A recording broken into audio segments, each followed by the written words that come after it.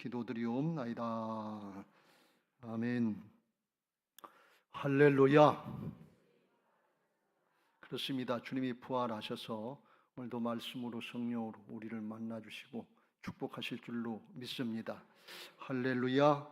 가정에서 예배하시는 분들에게도 동일한 은혜가 있게 되시길 주의 이름으로 축원합니다. 계속해서 무더위 장마철이 계속되는데 주일 성수 잘 하시고 믿음 지키려고 하시는 여러분들, 하나님 앞에 예배를 통해서 영광 돌리려고 하는 여러분들에게 오늘도 은혜의 단비가 내리시기 바라고, 하나님이 함께 하시는 은혜와 축복들을 누리게 되시길 주의 이름으로 축원합니다. 할렐루야. 오늘 우리가 압살롬의 반란이 마무리되고 다윗이 이에 대해서 어떻게 반응하는가에 대해서 말씀하는 대목을 같이 읽었습니다. 반란이 제압됐으니까 기쁘고 즐거운 소식이 들려서 승전 소식이 들려서 기뻐하고 즐거워해야 되는데 다윗의 마음은 그렇지 못했습니다.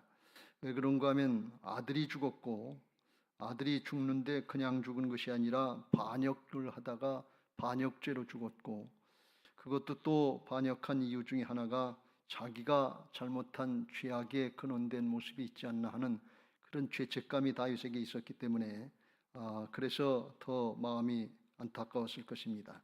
더군다나 노년에 이제 왕권이 이로 인해서 누수가 되고 왕권이 혼란스러워지게 될 그런 것들을 생각하면 더 마음이 혼란스러웠을 것입니다.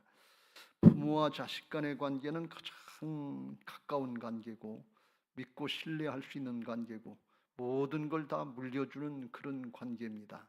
그야말로 친밀하고 좋은 관계인데 다윗과 압살롬의 관계가 이렇게 파국으로 끝나는 모습을 보면서 우리에게 이런 일들이 있어서는 안 될 줄로 믿습니다. 왕위를 잘 계승하고 자식이 부모의 신앙을 잘 계승해서 그래서 잘 살고 하나님 앞에 영광을 돌리면 얼마나 큰 은혜와 축복입니까?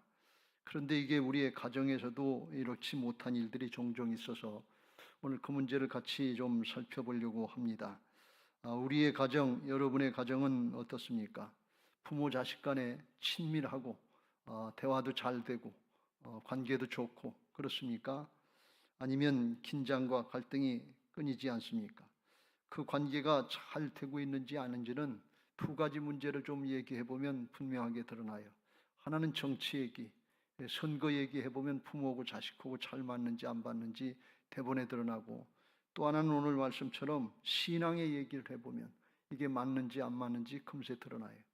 이 두 가지가 잘 되기를 주님의 이름으로 축원합니다.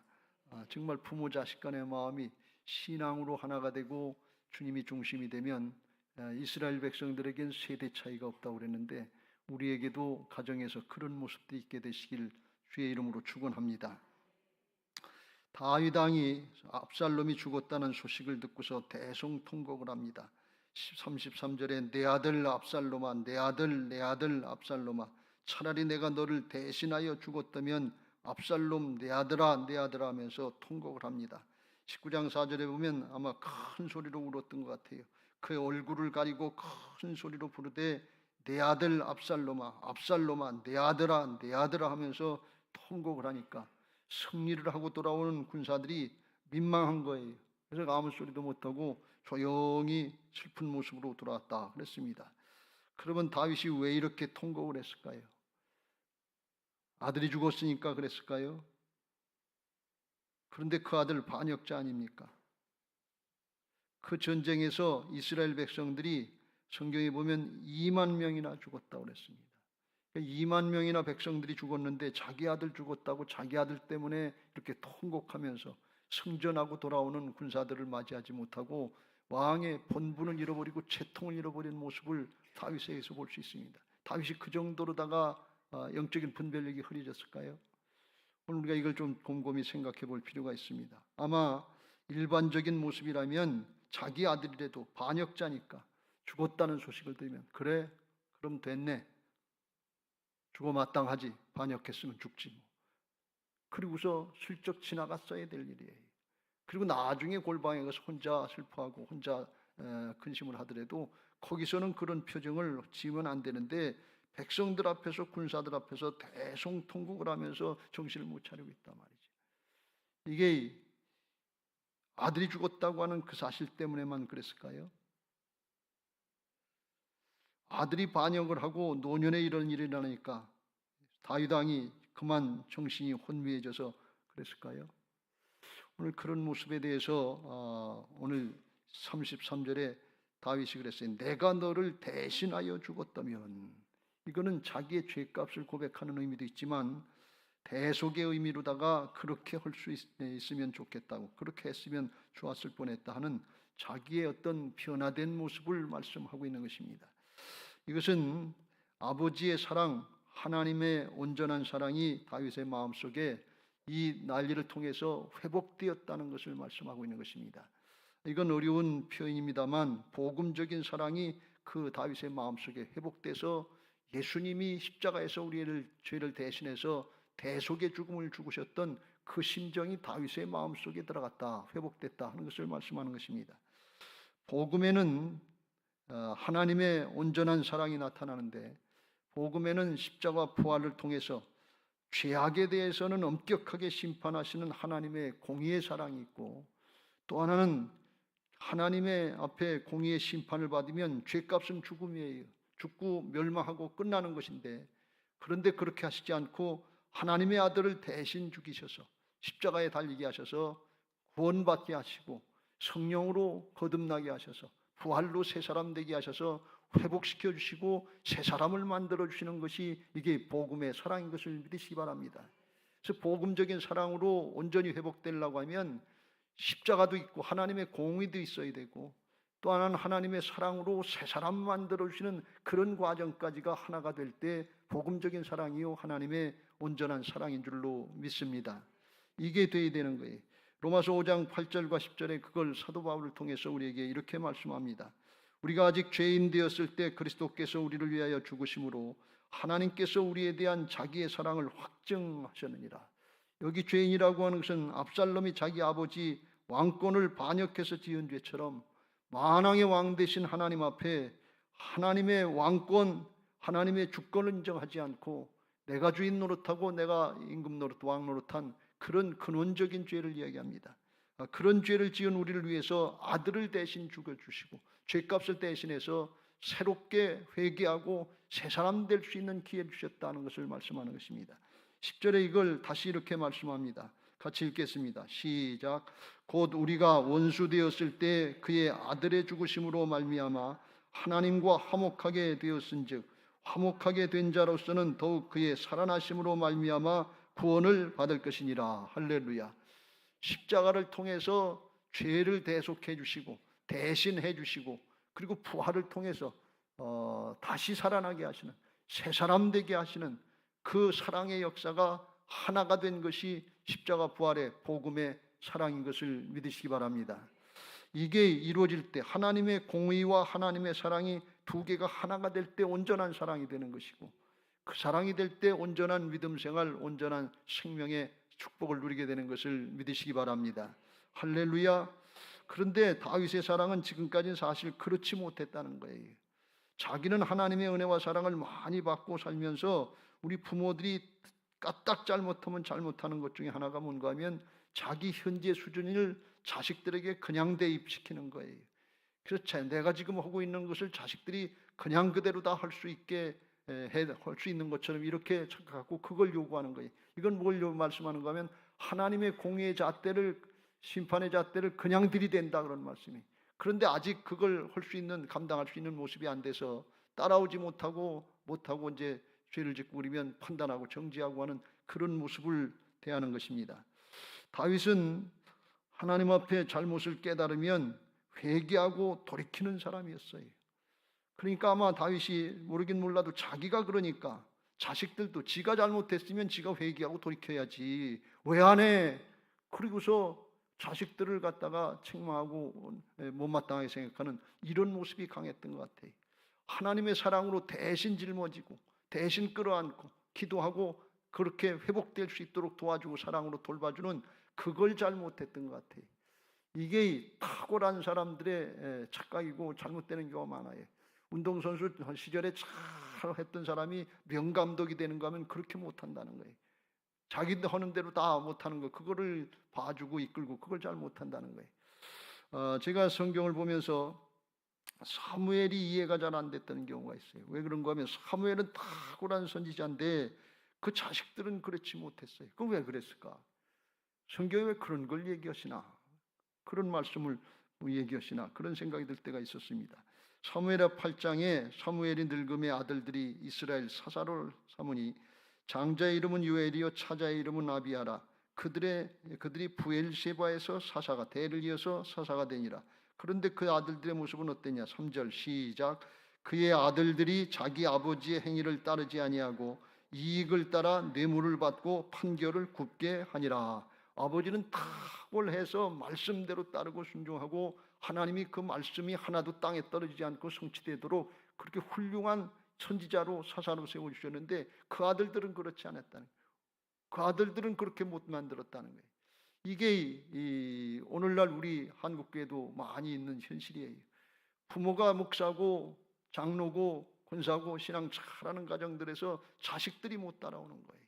근데 왜 그런가 하면 그거 이유 중에 하나가 자기들이 지금 현재 있는 것이 그냥 하늘에 떨어진 것처럼 그 순간에 된 것처럼 자식들이 모자라고 부족한 걸 잘 이해하고 기다려주고 돌봐주고 이끌어주고 그 과정을 거치지 않고 그냥 잘못했다 그냥 못했다 판단하고 정대하는 그런 모습의 잣대들을 들이대서 하나님의 공의는 있는데 심판은 있는데 하나님의 사랑이 없는 거예요. 이 두 가지가 잘 이루어질 때 그때 하나님의 온전한 사랑, 생명의 역사가 우리의 가정에서도 우리의 자녀들에게도 있게 될 줄로 믿습니다. 할렐루야. 가만히 생각해 보면 저도 자녀들에게 그렇게 했던 경우가 많이 있었던 것 같아요. 왜 못하냐 그리고 왜 안 되냐 그리고 근데 그건 내 생각이고 제 수준이었지 자라나는 아이들 수준에서는 아직 아니었던 그런 때가 많이 있었던 것을 볼 수가 있습니다. 우리가 이걸 잘 분별해야 될 줄로 믿습니다. 다윗이 그걸 어떻게 깨달았는가 하면 압살롬의 반란을 일으켜서 사울왕에게 쫓겨다니던 시절에 광야로 쫓겨다니던 그때와가 또 다른 광야 생활을 시작해 보니까 자기는 분명히 잘못해서 죗값으로 다 이런 일을 당하는데 하나님은 여전히 자기를 사랑하시고 인도해 주시고 붙잡아 주시고 승리하는 길로 인도하신단 말이죠. 자기가 잘해서 은혜 받을 그런 조건이 없어요. 자격이 없어요.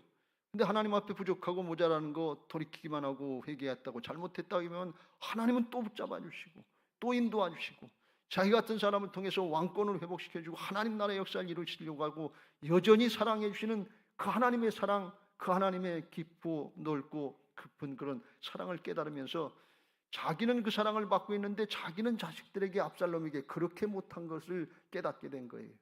그러면서 아, 내가 잘못됐구나. 잘못하고 있구나. 사랑이 부족하구나. 이걸 조금씩 깨달으면서 그 마음이 변화되기 시작했다 하는 것입니다. 고난 가운데 유익이 되시길 주의 이름으로 축원합니다. 어렵고 힘든 순간에 두 가지 현상이 나타나는데 하나는 광야의 출애굽 1세대들 모양 하나님이 살아계시면 왜 우리한테 이렇게 어렵고 힘들게 하냐면서 원망하고 불평하다가 불만족 가운데 죽어가는 인생들이 있고 다윗처럼 어렵고 힘들 때 아, 하나님이 이렇게 인도하시고 나 같은 거에게 또 기회를 주시고 또 세워주시려고 하시니 얼마나 고맙고 감사하냐면서 하나님의 더 깊은 사랑과 은혜를 깨닫고 그 길로 나가는 그런 사람이 있는 것을 볼 수가 있습니다. 우리는 후자의 다윗과 같은 모습으로 기회를 붙잡아야 될 줄로 믿습니다. 그래서 그 마음이 점점 회복된 거예요.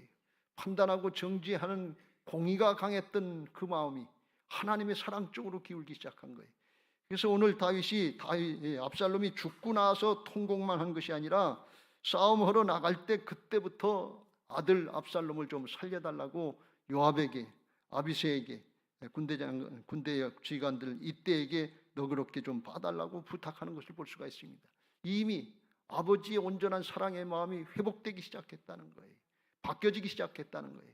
그래서 아버지의 마음이 아들에게 전달되고 그 아들 죽을 죄를 졌지만 요압이 찔러 죽였지만 생포해가지고 죽지 않았으면 다시 한번 귀양을 보내든지 감옥에 넣든지 회개할 기회를 줘서 새 사람을 만드는 복음의 역사를 이루시고 싶었던 거예요. 그런데 그만 요압이 불순종해가지고 찔러 죽이는 바람에 그건 되지 않았어요. 그러나 다윗의 마음은 회복되기 시작했고 하나님의 사랑으로, 복음적인 사랑으로 온전히 하나가 되기 시작했다 하는 것입니다. 어떻게 하면 우리의 가정에서 부모 자식 간에 갈라져 있는 깨진 이 관계를 회복할 수 있겠는가? 이건 보통 힘든 일이 아니에요. 신앙적으로도 그렇고 개인적인 감정적인 문제로도 그렇고 보통 어려운 일이 아니에요.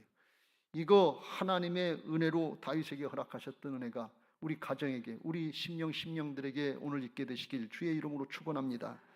그게 어떻게 일어날 수 있는가에 대해서 말라기 4장 5절 6절에 하나님이 이렇게 말씀하십니다. 같이 읽겠습니다. 시작. 보라, 여호와의 크고 두려운 날이 이르기 전에 내가 선지자 엘리야를 너희에게 보내리니. 6절. 그가 아버지의 마음을 자녀에게로 돌이키게 하고 자녀들의 마음을 그들의 아버지에게로 돌이키게 하리라. 돌이키지 아니하면 두렵건대 내가 와서 저주로 그 땅을 칠까 하노라 하시니라. 아비의 마음을 자녀들에게 돌이키게 하고 자녀들의 마음을 아비에게 돌이키게 하는 그런 역사가 있다는 것이, 이 사명을 누구에게 주는가 하면 이건 엘리야라고 그랬는데 사실 예수님이 이 엘리야는 세례 요한이다 이렇게 말씀했습니다. 세례 요한이 탄생할 때 그때 하나님의 천사를 통해서 그 아버지 사가랴에게 그걸 또 확인시켜 주는 걸 볼 수가 있어요. 누가복음 1장 15절 이후에 이렇게 말씀합니다. 이는 그가 주 앞에서 큰 자가 되며 포도주나 독한 술을 마시지 아니하며 모태로부터 성령의 충만함을 받아 이스라엘 자손을 주 곧 그들의 하나님께로 많이 돌아오게 하겠습니다. 17절 시작. 그가 또 엘리야의 심령과 능력으로 주 앞에서 먼저 와서 아버지의 마음을 자식에게, 거스르는 자를 의인의 슬기에 돌아오게 하고 주를 위하여 세운 백성을 준비하리라. 할렐루야. 부모 자식 간의 세대 차이가 없이 하나가 되게 하시는 역사가 있는데 그걸 세례 요한을 통해서 이루신다고 그랬는데, 세례 요한에게 맡겨진 사명이 뭐냐? 회개의 세례를 베풀고 주님께로 나와서 예수님을 주님으로 맞아들이고 주님의 주권 인정하는 신앙을 할 때 그때 하나님이 성령으로 역사하셔서 막혔던 담이 헐어지고 하나가 되게 하시는 역사가 있게 하실 줄로 믿습니다. 다윗은 그렇게까지는 하지 못했어요. 죽은 다음에 통에 자복해서, 이게 구약의 율법적인 한계인데 거기서는 안 됐지만 예수님은 미리 우리의 죄악을 위해서 죽고 사셔서 십자가와 부활의 역사로 누구든지 믿고 따르면 이렇게 자녀와 부모가 막혔던 죄악으로 막혔던 관계가 허물어지고 하나가 되는 성령의 역사, 하나님의 능력의 역사가 있다는 사실을 믿으시길 주의 이름으로 축원합니다. 이게 복음인 것입니다. 사람은 안 되지만 하나님은 되시는 것을 믿으시기 바랍니다. 순종해보면 될 줄로 믿습니다. 다윗이 자기의 일을 나는 이렇게 똑바로 하고 바로 하려고 그랬는데 너희들은 뭐냐 하는 이 심판의 잣대, 이것만 갖다 댈 때는 하나가 될 길이 없었어요. 그냥 자식들 보면 늘 못마땅하고 부족한 것만 보이는 게 부모들의 눈이에요. 그런데 자기가 하나님의 사랑을 받고 내가 잘못된 걸 깨닫고 회개하고 돌이키려고 하는 마음이 들어가니까 하나님의 심정, 하나님의 온전한 사랑의 마음, 아비의 심정이 회복돼서 자식을 사랑으로 볼 수 있는 하나님의 사랑이 회복되는 은혜가 있는 것을 믿으시기 바랍니다. 할렐루야. 이건 아주 놀라운 복음의 역사인 것입니다. 다른 방법으로는 되는 방법이 없어요. 왜요? 이건 사단의 방해한, 분열의 영이 방해하는 거거든요. 그래서 그걸 이길 수 있는 길은, 죄악의 세력을 이길 수 있는 길은 십자가와 부활의 복음의 역사인 것을 믿으시기 바랍니다. 그래서 우리들도 중심으로 회개하고 돌이키고 예수님을 내 마음의 주인으로 믿고 따라갈 때 나는 안 되지만 내 안에 오신 예수님은 되게 하시는 그런 은혜들이 심령에 일어나게 하시고, 가정에 일어나게 하시고, 목장에 일어나게 하시고, 교회에 일어나게 하시고, 더 나아가서 이 세대에 주관하는 다음 세대를 향해서 막힌 관계들이 흐려지는 역사들이 있게 하실 줄로 믿습니다. 아버지의 마음을 자녀에게로 하는 것은 먼저는 가정이 회복된다는 그런 뜻입니다. 부모 자식 간에 막혔던 죄악의 관계로, 하나가 되지 못하는 관계로, 이기적인 욕심의 관계로 서로 분열되고 다퉈진 것, 굳어진 것들, 이게 깨져나가기 시작한다는 거예요. 죄악을 깨뜨릴 수 있는 것은 예수님의 십자가와 부활의 복음, 이것밖에 없어요. 또 하나는 이게 가정에서만 일어나는 것이 아니라 이 세대 죄악 가운데, 이기적인 욕심 가운데, 자기밖에 모르는 이런 세대 가운데 분열되고 갈라지고 굳어진 이 세대 가운데 다음 세대, 죄악된 이 세대를 감당할 수 있는 그런 회복의 역사가 이것도 복음으로 일어나는 것을 믿으시기 바랍니다. 할렐루야. 그래서 아버지의 마음이 자녀들에게 향하게 되고 자녀들의 마음이 아버지에게 돌이키게 되는 거예요. 근데 보통은 이게 제가 살아보고 경험해 보니까 평상시에는 그런 마음이 잘 안 들고 그래도 내가 잘했지, 내 판단이 옳지, 내 생각이 옳지, 그리고 고집을 피우고 마음이 굳어질 때가 많은데 어떤 큰 일을 당하고 자식이 잘못됐다든지 내가 잘못됐다든지 그러면 이게 뭔가 하면서 깨달고 생각해 보면 그때 뭔가 깨닫고 느껴지는 것들이 있어요. 아유, 그렇게까지 할 거 없었는데, 그래도 부모인 내가 양보했어야 되는데, 그러면서 조금 마음이 바뀌는데 그건 잠시 잠깐이고 복음으로 주님이 주인 되신 생명의 복음으로 바뀌어지지 않으면 그 다음엔 또 죄성, 옛사람의 모습이 또 나타나고 또 나타나는 거예요. 그거 바뀌어져야 될 줄로 믿습니다. 사도 바울을 통해서 사도행전 20장에 에베소 교인들에게, 에베소 교회 장로들에게 이렇게 권면을 합니다. 같이 읽겠습니다. 시작. 유대인과 헬라인들에게 하나님께 대한 회개와 우리 주 예수 그리스도께 대한 믿음을 증언한 것이라. 회개가 뭐고 믿음이 뭔가 하는 것에 대해서 말씀하고 있습니다. 회개는 하나님께 대한 회개입니다. 사람에게 지은 죄도 많지만 하나님께 대한 회개는 뭐냐? 하나님 앞에, 만왕의 왕 되신 하나님 앞에 내가 왕 노릇하고 내가 주인 노릇한 죄, 이게 먼저 회개가 되어야 된다는 것입니다. 이건 우리들이 죄인 것을 몰라요. 그냥 지나가요. 부활의 신앙이 필요한 것은 부활하신 주님이 살아계신 하나님으로서 내 안에 주인 되셨다는 것을 믿는 것이 부활신앙인 것을 믿으시기 바랍니다. 그 하나님이 인정돼야 하나님을 모시고 살면서 여전히 내 마음대로 사네, 내 기분 감정대로 사네, 내 생각 내 판단대로 사네, 이게 어느 순간 깨달아지고 아유, 이게 큰 죄를 짓고 있네, 하나님 앞에 이런 죄를 짓고 있네, 요셉 모양 하나님 앞에 어떻게 큰 죄악을 짓겠습니까? 이게 깨달아지는 순간이 있어요. 그때 중심으로 회개하고 돌이키고 예수님을 내 마음의 구세주로, 주님으로 영접하고 주의 말씀을 따라서 순종하면서 주여 말씀하시옵소서, 따르겠습니다. 주님 어떻게 할까요? 말씀하시옵소서. 이 심정들이 들어갈 때 중심으로 회개하고 믿는 믿음의 역사가 나타나는 것을 믿으시기 바랍니다. 그때 성령께서 역사하신다 그런 말씀. 그렇지 않으면 우리가 예수님을 믿고 주님의 주권을 인정한다면서 주여 주여 한다면서 여전히 내 생각이고 내 판단이고 그냥 경우를 따라서 하는데 사고를 당하고 일을 만나고 그때서 비로소 후회하는 경우가 너무 많아요. 다윗도 사실은 사고를 만나고 그랬지만 구약의 사람이라 예수님의 십자가 부활의 복음에는 못 미쳤지만 깨닫고 중심으로 돌이키는 그런 은혜가 있었던 것입니다.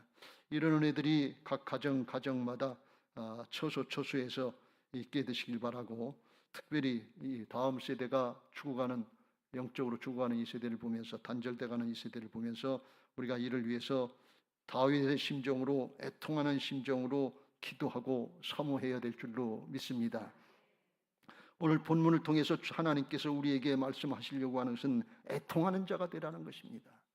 육신의 사정 형편이 어렵고 힘들어서 애통할 때도 있습니다만 그런 애통이 아니라 죄악된 세대를 바라보면서, 영원한 멸망의 길로 가는 이 세대를 바라보면서 이를 불쌍히 여기고 하나님의 심정, 예수님의 심정으로 긍휼한 마음으로, 사랑의 마음으로 애통하는 심령, 애통하는 자들이 될 수 있게 되시길 주의 이름으로 축원합니다. 하나님이 그때 위로해 주시고 그 사람을 통해서 하나님의 생명의 구원의 역사에 쓰임받게 하실 줄로 믿습니다.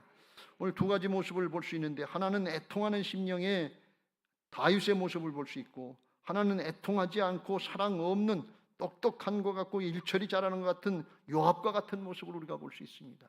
요압은 다윗이 애통하면서 이제 통곡하고 있으니까 이거 정신 나간 소리, 이 모습이지, 왕이 돼가지고 자기 아들 죽었다고 그걸 슬퍼하면서 백성들은 2만 명이나 죽었는데 이게 지금 뭐 하고 있는 건가 하면서 대번에 속에서 판단이 된 거예요.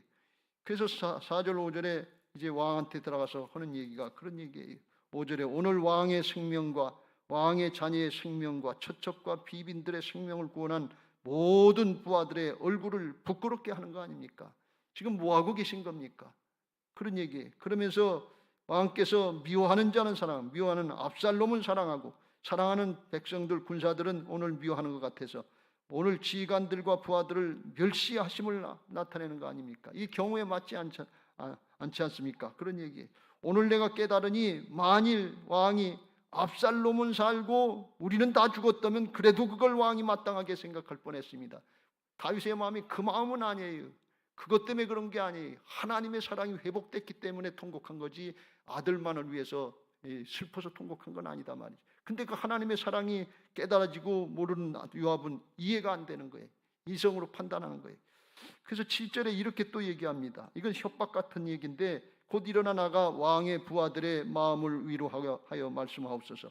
내가 여호와를 두고 맹세하옵나니 하나님을 두고 맹세하는데 왕이 만일 나가서 백성들 군사들 위로하지 않으면 오늘 밤에 한 사람도 왕과 함께 머물지 아니할 것입니다. 다 떠날 겁니다. 그게 무슨 얘기예요? 나도 갈 겁니다. 그런 얘기예요. 자기 마음에 이 여차하면 떠날 생각이 있는 거예요.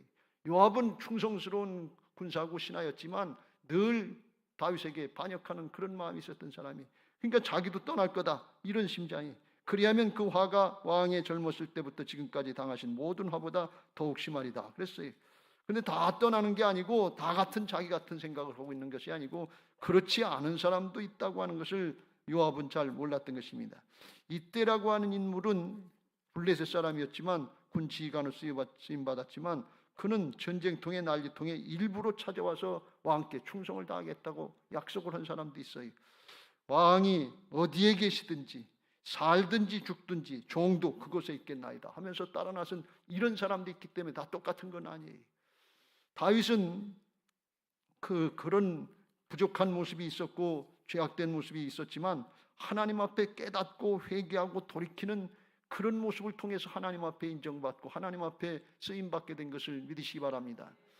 요압은 인간적으로 볼 때는 똑똑하고 아주 일처리 잘하고 사리 분별 잘해서 그렇게 일처리를 해야 될 것 같은데 하나님의 나라의 역사는 그게 아니라는 거예요.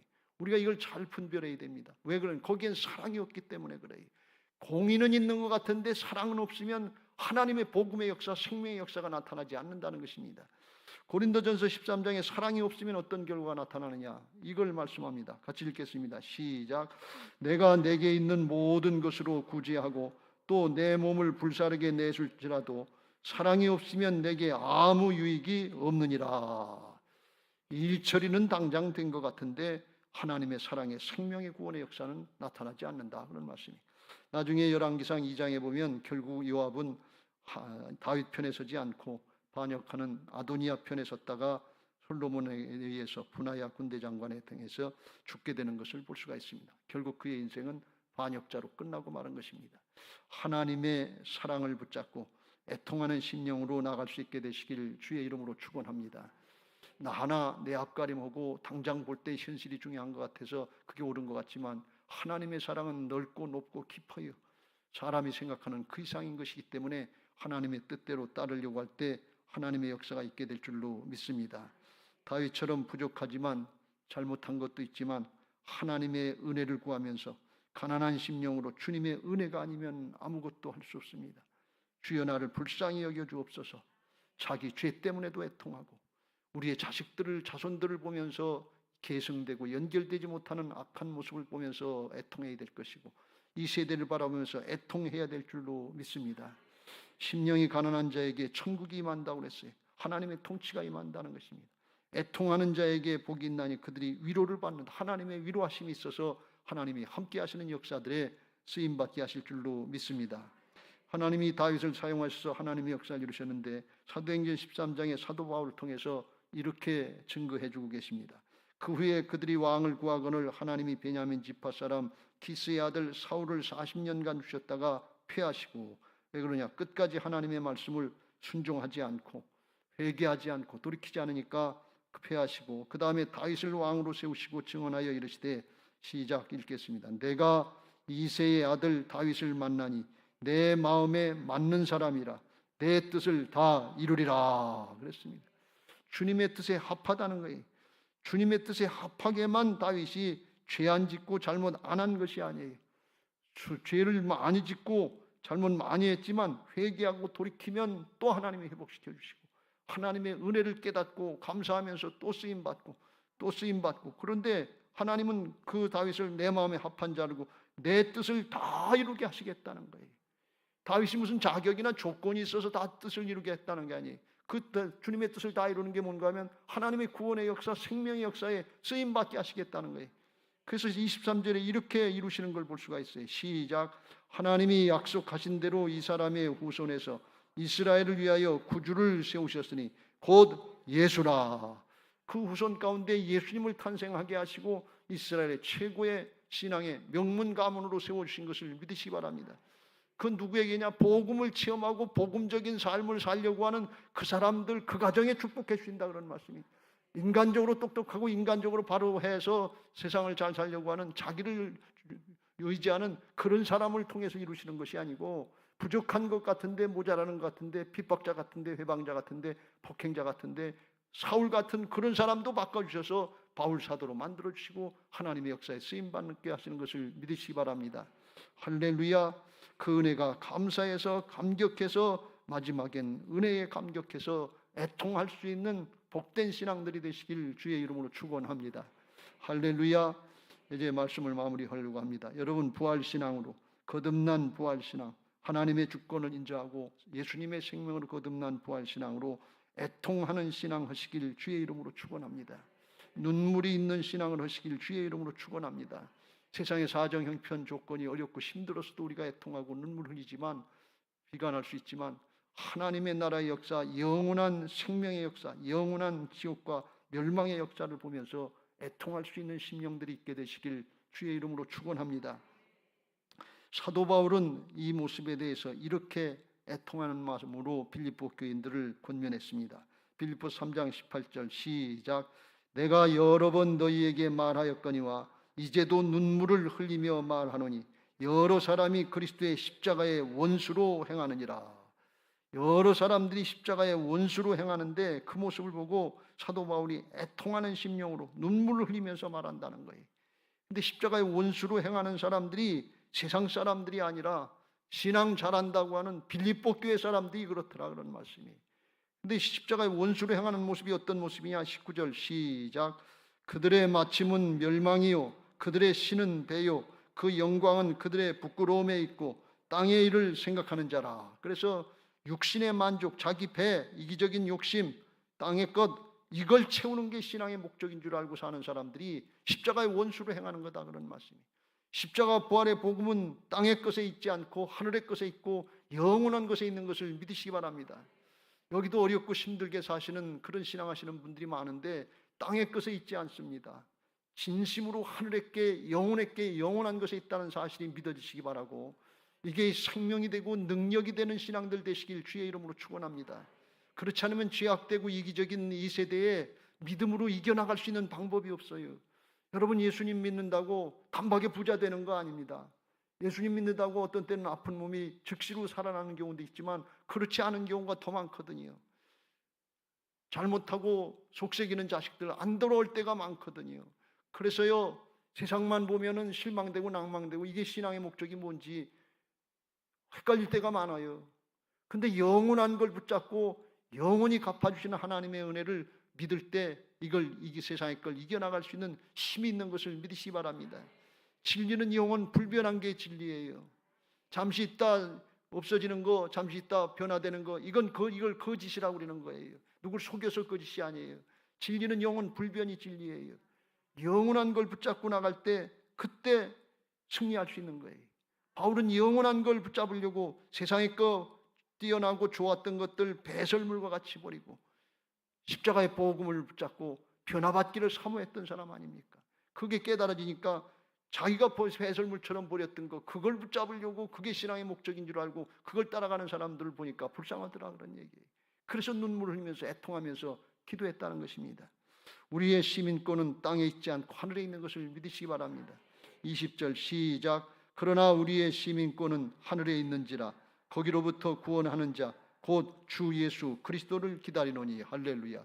하늘에 속한 자의 신앙을 하시길 주의 이름으로 축원합니다.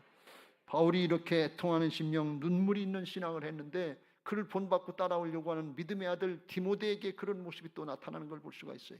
우리 부모들이 올바른 신앙을 할 때 우리의 자녀들에게 신앙이 올바르게 개성되는 모습이 있을 줄로 믿습니다. 디모데후서 1장 3절부터 5절. 내가 밤낮 간구하는 가운데 쉬지 않고 너를 생각하여 청결한 양심으로부터 조상적부터 섬겨오는 하나님께 감사하고. 4절 시작. 내 눈물을 생각하여 너 보기를 원하면 내 기쁨이 가득하게 하려 함이. 디모데에게 눈물이 있었다는 거예요. 애통하는 심령이 있었다는 거예요. 이때 디모데가 20대라고 그랬는데 젊은 나이에 세상에 영적으로 분별할 수 있는 영이 열려진 거예요. 하나님 나라가 열려진 거예요. 주님의 심정으로 세상을 볼 줄 알고 그 주님의 마음이 와닿는 거예요. 그래서 애통하는 심령으로 눈물 흘리면서 기도하고 청결한 신앙, 양심의 신앙을 지켰다는 거예요. 5절 시작. 이는 내 속에 거짓이 없는 믿음이 있음을 생각함이라. 이 믿음은 먼저 내 외조모 로이스와 내 어머니 유니게 속에 있더니 내 속에도 있는 줄을 확신하노라. 할렐루야. 청결한 양심, 거짓이 없는 믿음. 이게 외할머니 로이스, 어머니 유니게, 아들 디모데에게 연결되는 그런 은혜가 있었다는 거예요.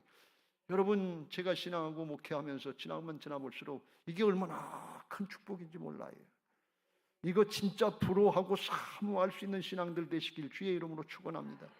세상에 성공하고 출세하고 세상에 잘 먹고 잘 사는 것도 좋지만 진짜 하나님 앞에 바른 신앙으로 서서 청결하게 바로 세워지고 하나님의 심정, 하나님의 마음을 가지고 애통하는 마음으로, 눈물이 있는 마음으로 하나님의 심정을 가지고 신앙할 수 있는 그리스도의 사랑이 회복되는 은혜들이 있게 되시길 주의 이름으로 축원합니다. 그때 가정이 회복되고 직장이 회복되고 하나님의 교회가 회복되고 세대 2세대가 회복되는 은혜가 있을 줄로 믿습니다. 그리고 하나님 앞에 영원토록 위로받게 될 줄로 믿습니다. 하나님이 그 눈물 아시고 하나님 앞에 가면 그 눈물 닦아주신다 그랬으니 내가 내 눈물을 안다 그러니 여종아 내가 내 눈물을 안다 말이죠. 제가 장례식 때 가면 가끔 그 얘기를 할 때가 있어요. 요한계시록 21장 4절 믿음 지키다가 정말 어렵고 힘든 중에도 믿음 지키다 돌아가신 분들이 있으면 제가 이 말씀을 읽어요. 그땐 좋은 뜻이에요. 요한계시록 21장 4절 같이 읽겠습니다. 시작. 모든 눈물을 그 눈에서 닦아주시니 다시는 사망이 없고 애통하는 것이나 곡하는 것이나 아픈 것이 다시 있지 아니하리니 처음 것들이 다 지나갔습니다. 이 세상의 건 다 지나가는 것이에요. 새하늘과 새 땅이 있어요. 세상이 이름을 남기지 도랭이는 죽여서 가죽을 남기고 사람은 죽어서 이름 남기지 이러고 이름 남긴다고 기념비 남긴다고 그러는데 이 세상 이 땅 없어져요. 새하늘과 새 땅이 일어나는 거예요. 이게 성경적인 근거예요. 진짜 하나님 앞에 우리 심령들이 바로 되고 존재가 바로 되어야 될 줄로 믿습니다. 예수님의 성품, 예수님의 모습을 나타내는 거듭난 부활신앙들이 되어야 될 줄로 믿습니다. 주님의 마음으로 죄악된 세대를 바라면서 눈물이 있어야지요. 불쌍히 여기는 사랑의 마음이 있어야지요. 그래야 복음 전할 거 아니겠어요? 그래야 자녀손들이 살아날 거 아닙니까? 생명력이 있어야지요. 그 눈물 흘린 거 마음대로 뜻대로 안 되잖아요. 그거 눈물 흘린 거 주님이 아시기 때문에 그 눈물 닦아주신단 말이죠. 그런데 왜 그래요? 주님도 울어보셨기 때문에 알아요. 통곡해보셨기 때문에 알아요. 그 심정을 아신단 말이죠. 어떻게 아세요?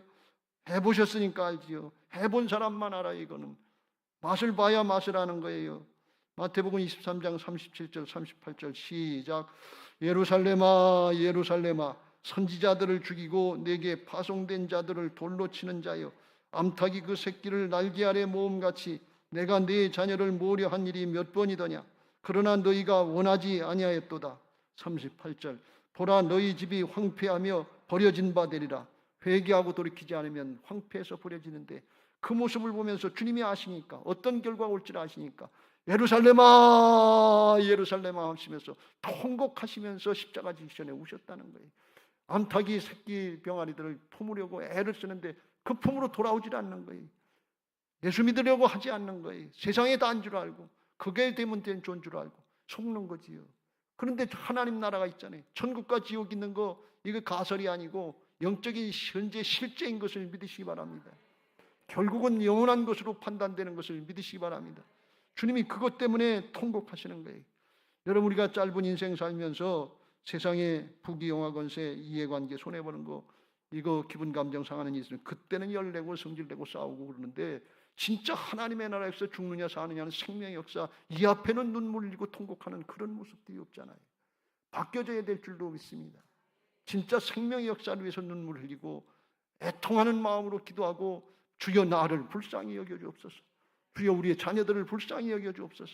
주여 이 세대를 불쌍히 여겨주옵소서. 하나님 우리 교회를 불쌍히 여겨주옵소서. 예루살렘 성전 건축하고 예루살렘 도성으로 나가는 생명의 역사를 이루게 하옵소서.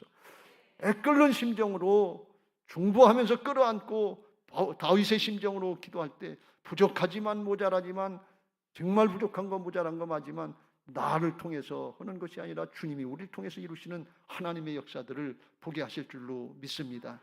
이 은혜가 여러분 심령 가운데 일어나시길 바라고, 가정에서 일어나시길 바라고, 교회에서 목장에서 일어나고 다음 세대를 살리는 역사가 있게 되시길 주님의 이름으로 축원합니다. 할렐루야. 이제 받은 말씀 기억하시고 그런 은혜가 우리에게 있게 되게 해달라고 찬송가 190장 찬송하시고 기도하겠습니다.